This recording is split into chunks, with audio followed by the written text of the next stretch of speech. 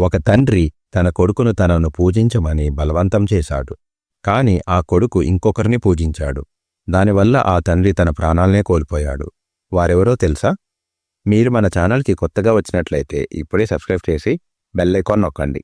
Hello friends, ఈరోజు మనం హిరణ్యకశిపుడు మరియు అతని కుమారుడు ప్రహ్లాదుడు కథ గురించి తెలుసుకుందాం. హిరణ్యకశిపుడు ఒక రాక్షసరాజు. అతడు బ్రహ్మ నుంచి ఒక వరం పొందాడు.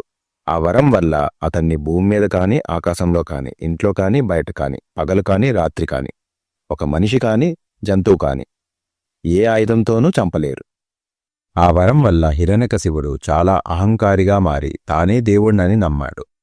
తన కొడుకు ప్రహ్లాదుని కూడా తన్నే పూజించమని బలవంతం చేశాడు. కాని ప్రహ్లాదుడు శ్రీమన్నారాయణుడికి గొప్ప భక్తుడు. ఎన్నిసార్లు చెప్పినా ప్రహ్లాదుడు విష్ణువును పూజించడం మానలేదు.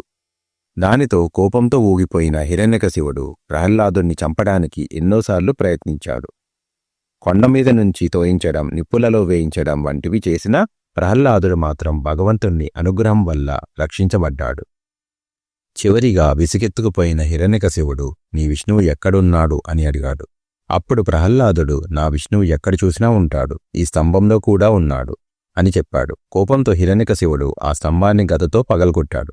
అప్పుడు ఆ స్తంభం నుంచి సగం మనిషి సగం సింహం రూపంలో నరసింహస్వామి ఉద్భవించాడు. నరసింహుడు హిరణ్యకశిపుణ్ణి సంధ్యా సమయంలో గుమ్మం మధ్యలో తన తొడపై పెట్టుకొని తన గోర్లతో సంహరించాడు. హిరణ్యకశిపుడి వరం నెరవేరేలా చేసి ప్రహ్లాదుడి భక్తుని కాపాడాడు.